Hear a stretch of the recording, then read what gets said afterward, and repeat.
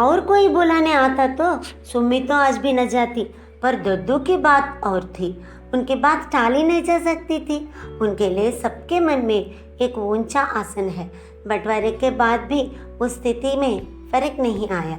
ये मुझसे मुंह से चाहे जो भी कहते रहे, दद्दू की बात टाल दे ऐसा साहस इनका भी नहीं था।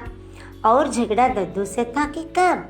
बैर तो देवर भाभी के बीच था। दद्दू उतने ही निरीह थे जितने कि मैं, और उस रोज रोज की खटपट से उतने ही त्रस्त भी। जीजी यह देखकर छिड़ती थी कि लाला जी दिन भर बैठकर ताश खेलते हैं या सिगरेट फूंकते हैं। खानदानी कारोबार में जर्रा भी हाथ नहीं बंटाते। साल 2 साल बाद घर में एक प्राणी की वृद्धि करना ही उनके पुरुषार्थ की सीमा है। देवर को ये कोफ्त होती थी कि भाभी ठसक किसे दिखाती है, वे किसी और का नहीं अपने बाप का माल खा रहे हैं। पर कौन समझता कि बाप की कमाई कोई जिंदगी भर बैठकर नहीं खा सकता, और दद्दू ना होते तो घर की ईंटें तक बिक गई होती।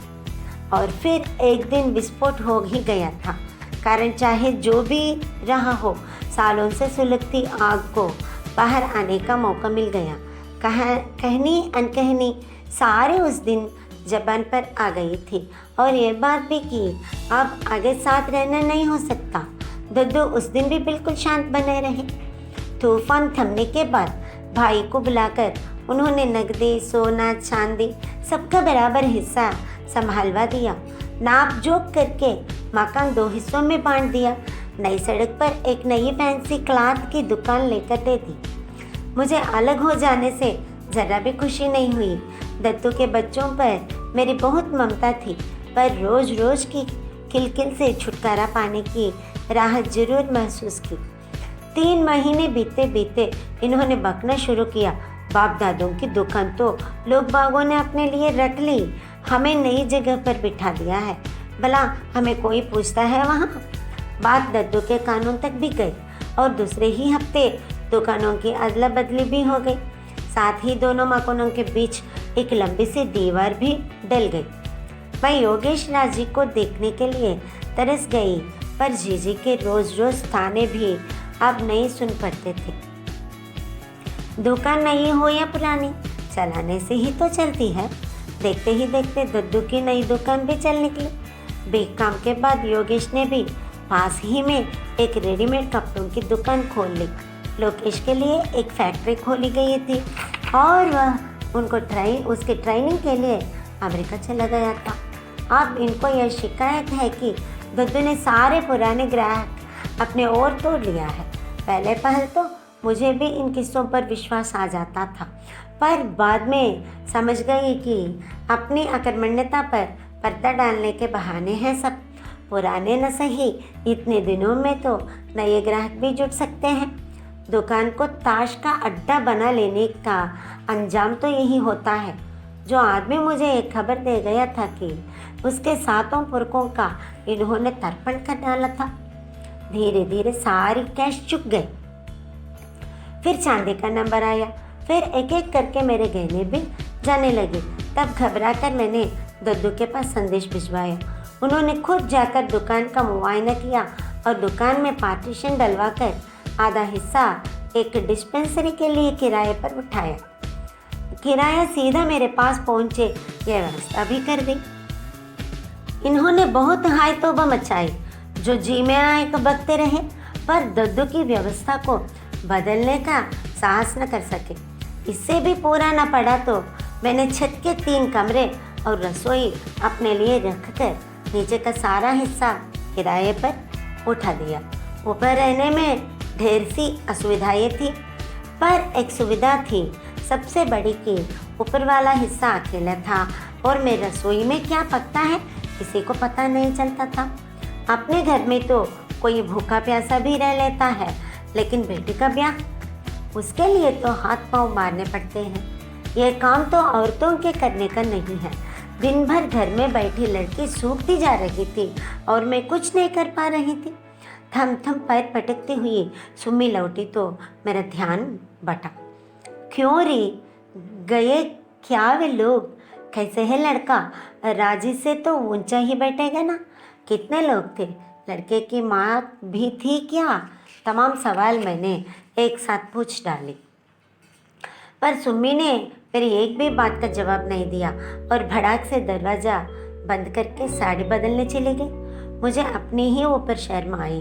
कैसे कैसे प्रश्न पूछ बैठी मैं। मुझे इसकी भावनाओं का जरा तो ख्याल करना चाहिए। बेचारे का मन कितना कुट रहा होगा कि ताऊजी के यहाँ तो इतनी दौड़ धूप हो रही है, खोजबीन हो रहा है, और यहाँ अभियान के मारे अपने भैया के आगे कभी हाथ नहीं फैलाया था, पर अब कल ही लिख दूंगी कि आकर इसे लिवा ले जाए और जैसे भी हो पार लगा दे। शुक्र है भगवान का कि एक लड़की दी, नहीं तो किस किस के आगे हाथ पसारती। रात खाना परोसते हुए मैंने इनसे बताया, आज फिर राजी को देखने आए थे। वेरी गुड, इन्होंने हंस कर कहा। बाप ने ब्लैक में खूब जमकर कमाया है, अब छोकरी सब हिसाब बराबर कर रही है। 8-10 हज़ार तो अब तक देखने भी खर्च हो गए, शादी तो अभी बाकी है। मुझे बात का यह ढंग अच्छा नहीं लगा। कहा, जय, जब संयोग बनेगा तभी न शादी होगी। बेचारे कोशिश करने में तो कोई कसूर नहीं छोड़ रहे हैं, और मैं हाथ पर हाथ धरे बैठा हूँ, यही कहना चाहती हो ना? इन्होंने यकायक गर्म होते हुए कहा, ठीक तो है, मैं दद्दू की तरह हाई क्लास की आदमी नहीं हूँ, रोज रोज इस तरह आयोजन नहीं कर सकता। तो तुम सोचती हो मुझे कोई फिक्र ही नहीं है? ठीक है, तुमने मेरे बारे में इससे ज़्यादा सोच ही कब है? और ताली सरका कर उठ खड़े हुए, सुपारी तक बिना खाए बाहर चले गए। मैं बड़ी देर तक वही चौके में सिर थामे बैठी रही। इस तरह के सीन आए दिन होते ही रहते थे, और हर बार मेरा मन पहले से अधिक उदास हो जाता। जब भी राजी को कोई देखने आया, मैं इनके कानों में ये बात जरूर डालती। मन में एक आशा सी बनी रहती है कि कभी तो इनके अंदर का बाप जागेगा, पर सिवा बड़े भाई को गालियाँ देने को इनसे कुछ नहीं होता था।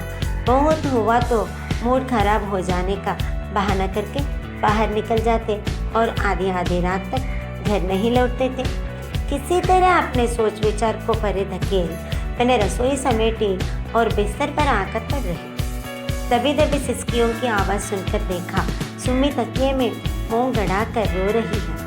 मैं उठकर उसके पास गई तो प्यार से उसके सिर पर हाथ फेरती रही। उस छोटे से घर के चाहरी दीवारों में दुख सहते सहते हम लोगों का रिश्ता माँ बेटे का न रहकर सखियों का सा हो गया था। एक दूसरे की वेदा हम लोग बिना कहे ही समझने लगे थे। देख लले, मैंने उसे थपकते हुए कहा, तो कुछ दिनों के लिए अपने मामा जी के यहाँ हो आ, और कुछ नहीं तो इस रोज़ रोज़ की छकछक से ही छुटकारा मिल जाएगा। बाहर रहेगी तो उतना ही मन अच्छा रहेगा। हमें कहीं नहीं जाना है, उसने उसी तरह तकिए में मुँह छिपाए हुए कहा। क्यों नहीं जाना है? भाभी हर चिट्ठी में तेरे लिए लिखती रही है। उन लोगों ने एक दो जगह बात भी। माँ, सुम्मी एकदम उठ बैठी। नाइट लैम्प की रोशनी में उसका तमतमाया चेहरा साफ नजर आ रहा था। माँ, तुम्हें कसम है, जो तुमने किसी से मेरी शादी के लिए कहा, मैं कुंवारी रह जाऊंगी। तुम मेरे लिए चिंता मत करो। लेकिन ऐसा हुआ क्या है? क्या हुआ है? तुम्हारे लिए तो शायद कुछ नहीं हुआ है, उसने अजीब से लहजे में कहा। पर तुम्हें पता है, तुम्हारे इस पागलपन की वजह से आज तुम्हारा, मेरा, हम सब का कितना अपमान हुआ है। क्यों जिस दिन से मेरी शादी की चर्चा करती रहती हो? क्यों कहा था तुमने दीदी से? क्यों कहा था? और देखते देखते उसका चेहरा फिर आंसुओं से भीग उठा। मैं तो एकदम जड़ होकर रह गई। मैं राजी से सुम्मी की शादी की चर्चा करूँगी? और कौन सी फुर्की हो गई है?